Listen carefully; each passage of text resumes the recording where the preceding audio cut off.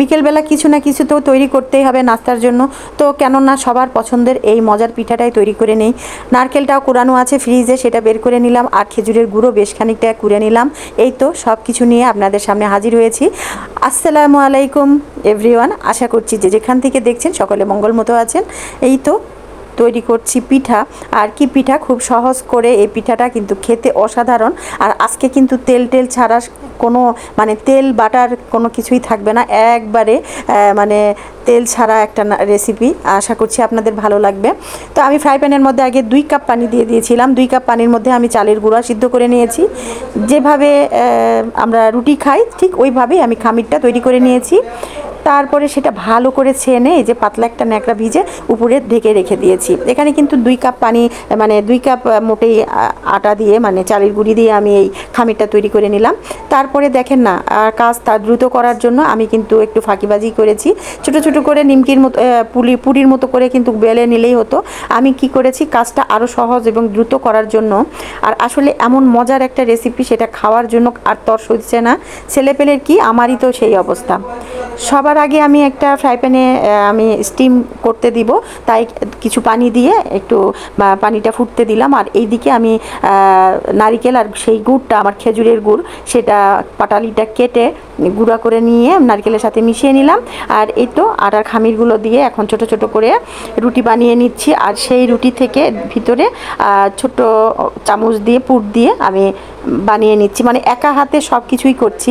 একদিকে মশলাটা পুরটা বানিয়ে রেখেছি, আর একদিকে ছোট ছোট করে এই যে একটা বড় রুটি পিঠার মতো করে সেখান থেকে গ্লাস দিয়ে, স্টিলের গ্লাস বা ঢাকনা দিয়ে, আপনারা যে কিছু দিয়েই ধারালো কিছু দিয়ে কেটে নিতে পারেন। তারপরে পুরটা সেই রুটির মধ্যে দিয়ে খুব সুন্দর করে ধারটা মুড়িয়ে দিলেই হলো।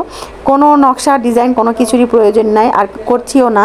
ডিজাইন করলে দেখতে সুন্দর লাগে, কিন্তু সেটাও পেটে যাবে, আর ডিজাইন না করলেও পেটে চলে যাবে। তো এত কষ্ট করার কি দরকার। এই তো। আর আজকে কিন্তু আমি এই পিঠাটা তৈরি করব কোনো তেল মানে তেল ছাড়া, কোনো তেল থাকবে না। কারণ অনেকেরই তেল নিয়ে সমস্যা, তেলের জন্য পিঠা খেতে পারে না, বা তেলের জন্য ফ্যাট হয়ে যাচ্ছে, এই জন্য তেলটাকে অ্যাভয়েড করে। তো পিঠা তো খাওয়া যেতেই পারে, যে খাবারগুলোতে যে পিঠাতে তেল ছাড়া, সেটা তো আমরা খাওয়া যেতেই পারে, আমরা খেতেই পারি। খেজুরের গুড়ের অসাধারণ একটা মিষ্টি ঘ্রাণে আমার রান্নাঘরটা পুরা মোমো করছে। তবে দুঃখের বিষয় হলো, আমার শীতের মধ্যে নিয়ে আসা সেই গুড়গুলো শেষ হয়ে যাচ্ছে। আর আমার খুব টেনশন হচ্ছে, আবার কবে শীত আসবে, আবার কবে আমি এই গুড়গুলো কালেকশন করব। এটা হলো আমার শ্বশুরবাড়ির এলাকা থেকে একেবারে মানে যারা গুড় তৈরি করে তাদের কাছ থেকে নিয়ে আসা। তো আমি আজকে কি করছি, এই যে এইভাবে ভাবে দিচ্ছি, আর 5 মিনিট 7 মিনিট স্টিম করে থালিতে ঢেলে নিয়ে যে 1জন 2জন করে দিয়ে আসছি। মানে বাবা মেয়ে ছেলে সব একসাথে বসে আছে, ওদেরকে দিয়ে আসছি। দিয়ে এসে আমি আবার 1 চার তৈরি করছি, করে ওদের সাথে যে আবার 2টা 4টা খেয়ে আবার আসতেছি। মানে এই করে রান্নাঘর টু বেডরুম, রান্নাঘর টু গেস্ট রুম করে আজকে বিকালের নাস্তাটা তৈরি করলাম।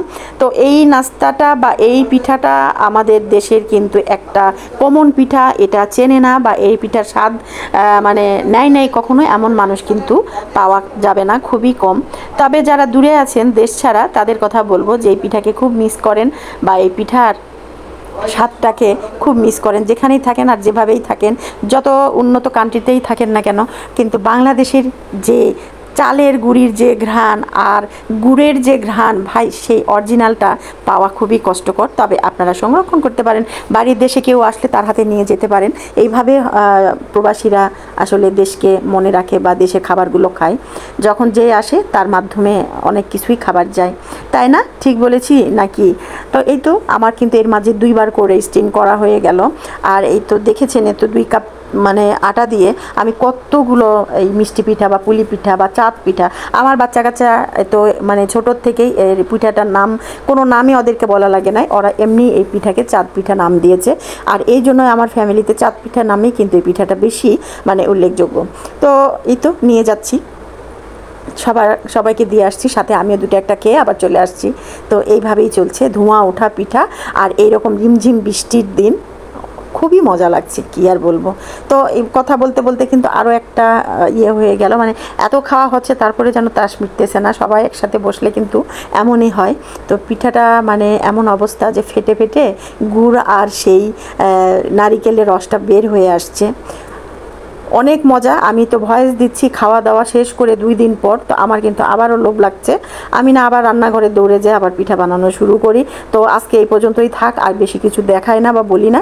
সবাই ভালো থাকবেন, সুস্থ থাকবেন, আর এই মজার মজার পিঠা কিন্তু বানিয়ে অবশ্যই খাবেন, ঠিক আছে? দেখেছেন তো, কোনো তেল বাটার ঘি কিচ্ছুর প্রয়োজন নেই, স্টিমের দিয়েই অনেক মজার গরমা গরম পিঠা খাওয়া যায়। সবাই ভালো থাকবেন, আল্লাহ হাফেজ, শুভ বিকেল।